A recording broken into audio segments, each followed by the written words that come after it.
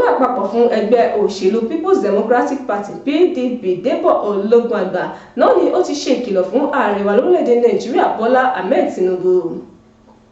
Alàgbà ọkùnrin ìpínlẹ̀ kan ti rọ ìjọba orílẹ̀‐èdè Amẹ́ríkà láti rawọ́ ẹ̀bẹ̀ sí ìjọba orílẹ̀‐èdè wa Nàìjíríà. Alálàyé kan ní igun àríwá ti sọ ní mímọ̀ wípé àwọn ọmọ Yorùbá ní ẹ̀tọ́ láti ṣe ìpinnu ara wọn. Ẹgbẹ́ àwọn akẹ́kọ̀ọ́ lórílẹ̀‐èdè wa Nàìjíríà náà sì fún ìjọba àpapọ̀ orílẹ̀‐èdè Nàìjíríà àti ẹgbẹ́ àwọn òṣìṣẹ́ ilé ẹ̀kọ́ gíga ní ọjọ́ 7 péré láti yanjú aáwọ̀ eléyìí tó wà láàrin wọn. Alákòóso fún ètò ìṣúná lórílẹ̀‐èdè wa Nàìjíríà Wálé Ẹ̀dùn ti lọ sí òkè òkun láti lọ ṣètọ́jú ara rẹ̀. Ẹ má gbàgbé láti darapọ̀ mọ́ wa lójú òpó ìkànnì àbánidọ́rẹ̀ẹ́ wa Facebook Gbàgede Ìmọ̀ with Aláwìyé Adébáyọ̀, Instagram Gbàgede Ìmọ̀ _22, YouTube Gbàgede Ìmọ̀ TV. Àyè dẹ̀ ṣí sílẹ̀ fún ìpolówó ọjà lórí ìkànnì móhùnmáwòrán wa BGI TV. Orúkọ mi ni Títílayọ̀ Àgbọ̀ọ́lá. Ìròyìn àgbáyé náà rèé lẹ́kùnrẹ́rẹ́.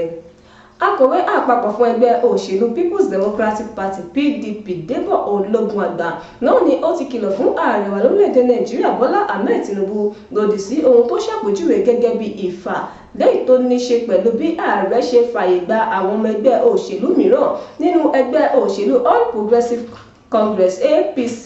Bákan náà ó ṣe ìkìlọ̀ wípé irú ìgbésẹ̀ náà ni kò ní ṣe pẹ̀lú jíjáwé olúborí ẹgbẹ́ òṣèlú All Progressives Congress APC nínú ètò ìdìbò gbogbogbò eléyìí tó ń bọ̀ lọ́dún 2027. Ológunàgbà sọ eléyìí di mímọ̀ lásìkò tí ó ń sọ̀rọ̀ lórí ìkànnì móhùnmáwòrán kan lówùúrọ̀ òní ọjọ́rú ní ìdáhùn sí bí gómìnà ìpínlẹ̀ Enugu Peter Mbah bó ṣe kúrò nínú ẹgbẹ́ òṣèlú PDP tí ó sì lọ darapọ̀ mọ́ ẹgbẹ́ òṣèlú APC. Bákan náà ó sọ di mímọ̀ wípé ìṣàkóso ààrẹ Bọ́lá Ahmed Tinubu náà ni ó ń lo ọ̀rọ̀ òṣèlú láti má jẹ́ kí àwọn ènìyàn kọbi ara sí àwọn ìkùnà rẹ̀. Gẹ́gẹ́ bí ó ṣe sọ, ó ní ohun tó ń ṣẹlẹ̀ lónìí náà kò jẹ́ kí á rí wọn rí ìkùnà ìjọba. Ó ní lójoojúmọ́ náà là ń sọ̀rọ̀ nípa òṣèlú, nípa ẹgbẹ́ òṣèlú People's Democratic Party PDP, ANPP àti ẹgbẹ́ òṣèlú Labour ní eléyìí tó jẹ́ wípé kò jẹ́ kí á rí wọn rí ibi tí àwọn ti ìjọba wa tí wọ́n ti kùnà. Lákòótán, akọ̀wé àpapọ̀ fún ẹgbẹ́ òṣèlú People's Democratic Party PDP Débọ̀ Ológunàgbà náà ni ó ti sọ pé ààrẹ Tinubu gbọ́dọ̀ mọ̀ wípé òun ní ojúṣe láti ṣe àti láti fún àwọn ọmọ orílẹ̀-èdè Nàìjíríà láǹfààní láti fẹ̀dùn ọkàn wọn rọ̀. Bákan náà ó ní pẹ̀lú bí àwọn gómìnà ṣe ń kúrò nínú ẹgbẹ́ òṣèlú People's Democratic Party PDP, ó ní ẹgbẹ́ òṣèlú náà sì dúró wámúwámú o láti ṣe àtúnṣe ṣáájú àwọn ètò ìdìbò eléyìí tó ń bọ̀ lọ́dún 2027. Alàgbà ọkùnrin ìpínlẹ̀ kan ìyún Alhaji Isa Fọlọ́runṣọ́ Mustapha náà ni ó ti rọ ìjọba orílẹ̀-èdè Amẹ́ríkà láti wá rawọ́ ẹ̀bẹ̀ sí ìjọba orílẹ̀-èdè Nàìjíríà lórí ọ̀rọ̀ tí ìjọba ilẹ̀ Amẹ́ríkà sọ wípé àwọn ẹlẹ́sìn Kìrìsìtẹ́nì nìkan náà ni àwọn agbésùnmọ̀mí ṣekú pa lórílẹ̀-èdè wa Nàìjíríà. Bákan náà Alhaji Mustapha ti sọ di mímọ̀ wípé ìjọba orílẹ̀-èdè Amẹ́ríkà gbọdọ̀ jáde o láti wá sọ iye àwọn ẹlẹ́sìn Kìrìsìtẹ́nì eléyìí tí àwọn agbésùnmọ̀mí ń pa àti ibi tí wọ́n ti pa wọ́n. Bákan náà ó ṣàfikún wípé irú ọ̀rọ̀ náà jẹ́ ìgbìyànjú láti bu ẹnu àtẹ́ lu orílẹ̀-èdè wa Nàìjíríà tí ó sì sọ pé a kò lè fààyè gba irúfẹ́ ọ̀rọ̀ bẹ́ẹ̀. Ó tẹ̀síwájú, ó sọ fún àjọ ilẹ̀ Amẹ́ríkà wípé orílẹ̀-èdè Nàìjíríà jẹ́ àyíká tó fààyè gba gbogbo ènìyàn níbi tí àwọn ẹlẹ́sìn Kìrìsìtẹ́nì ti ń fẹ́ àwọn ẹlẹ́sìn Mùsùlùmí láìro ti ẹ̀sìn tàbí ẹ̀yà kankan. Gẹ́gẹ́ bí ó ṣe sọ, ó ní fún àpẹẹrẹ ààrẹ Bọ́lá Ahmed Tinubu eléyìí tí ìyàwó rẹ̀ jẹ́ olùṣọ́-àgùntàn nínú ọ̀kan lára ìjọ tó tóbi jù lórílẹ̀-èdè wa Nàìjíríà. Mustapha fi àtẹ̀jáde yìí léde fún àwọn oníròyìn nípínlẹ̀ Kaduna lónìí ọjọ́rú wípé ìtàn ìgbéyàwó láàrin Kìrìsìtẹ́nì àti Mùsùlùmí pẹ̀lú àwọn ẹlẹ́sìn mìíràn náà ni ó ti wà tipẹ́ o lórílẹ̀-èdè wa Nàìjíríà tí ó sì jẹ́ ẹwà sí orílẹ̀-èdè wa. Lákòótán, Isa Mustapha ti rọ ìjọba orílẹ̀-èdè Amẹ́ríkà láti rawọ́ ẹ̀bẹ̀ sí ìjọba orílẹ̀-èdè Nàìjíríà lórí ọ̀rọ̀ náà. Alálàyé nípa ìṣèlú ní igun àríwá Mande Shehu náà ni ó ti sọ di mímọ̀ wípé bíbèrè fún orílẹ̀-èdè Yorùbá náà ni ó jẹ́ ara ẹ̀tọ́ àwọn ènìyàn lábẹ́ ìbámu àdéhùn ilẹ̀ adúláwọ̀ lórí àwọn ẹ̀tọ́ àwọn ọmọ ènìyàn. Shehu sọ eléyìí di mímọ̀ nínú ọ̀rọ̀ eléyìí tó fi ṣọwọ́ sójú òpó abẹ́yẹfò lánàá òde yìí. Ó ṣàlàyé wípé àwọn Yorùbá ní ìbéèrè tí kò ní ìdíwọ́ àti ìtẹ̀síwájú láti lọ ní ọ̀nà eléyìí tí wọ́n yàn láti ìgbà ayé olóyè Ọbáfẹ́mi Awólọ́wọ̀. Ó ní fún ìdí èyí kí ẹnikẹ́ni má ṣe dá àwọn Yorùbá lẹ́bi o lórí ìgbésẹ̀ náà. Bákan náà Shehu ṣàfikún wípé ṣáájú ni àwọn Yorùbá fẹ́ dá dúró nípasẹ̀ ìjà. Ó ní ṣùgbọ́n nísìnyí pẹ̀lẹ́kùtù náà ni wọ́n fi ń béèrè fún ìdádúró àti òmìnira wọn nípasẹ̀ ìdúnàdúrà nítorí wípé ààrẹ Bọ́lá Ahmed Tinubu náà ló ń ṣàkóso. Lákòótán ó ní àwọn Yorùbá ní agbára òṣèlú àti ètò ọrọ̀ ajé níkápá wọn wípé tí Yorùbá bá ṣàṣeyọrí lórí ìbéèrè wọn ó ní wọn yóò rí gbogbo ohun tí wọ́n nílò.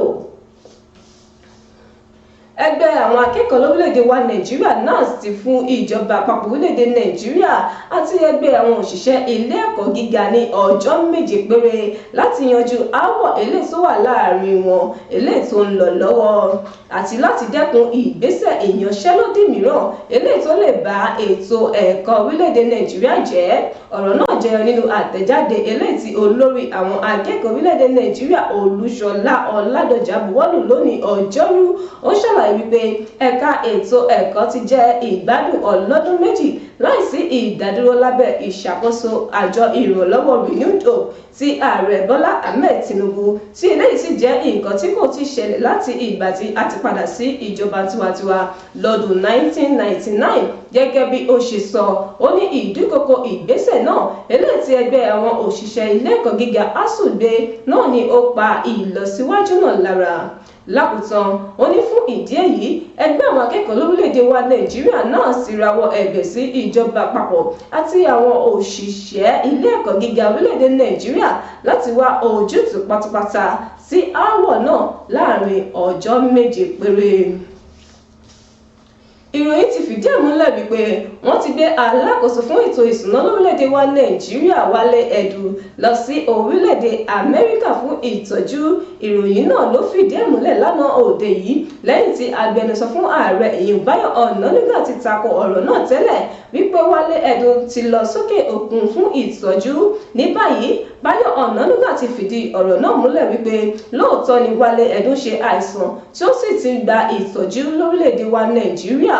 Bákan náà agbẹnusọ náà sọ di mímọ̀ wípé olórí ilé ìfowópamọ́ lórílẹ̀‐èdè wa Nàìjíríà Ọláyẹmí Kàndóso náà ni yóò léwájú àwọn aṣojú orílẹ̀‐èdè Nàìjíríà níbi ìpàdé ilé ìfowópamọ́ àgbáyé àti owó yíyá lágbàáyé eléyìí tó ń lọ lọ́wọ́ ní orílẹ̀‐èdè Washington DC.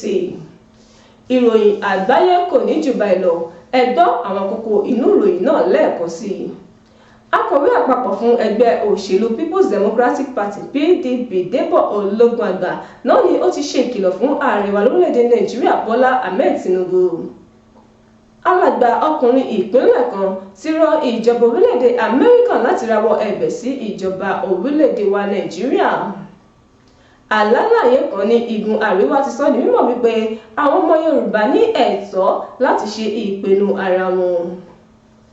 Ẹgbẹ́ àwọn akẹ́kọ̀ọ́ lórílẹ̀‐èdè wa Nàìjíríà náà sì fún ìjọba àpapọ̀ orílẹ̀‐èdè Nàìjíríà àti ẹgbẹ́ àwọn òṣìṣẹ́ ilé ẹ̀kọ́ gíga ní ọjọ́ 7 péré láti yanjú aáwọ̀ eléyìí tó wà láàrin wọn. Alákòóso fún ètò ìṣúná lórílẹ̀‐èdè wa Nàìjíríà Wálé Ẹ̀dùn ti lọ sí òkè òkun láti lọ ṣètọ́jú ara rẹ̀. Ìròyìn àgbáyé kò ní jù báyìí lọ.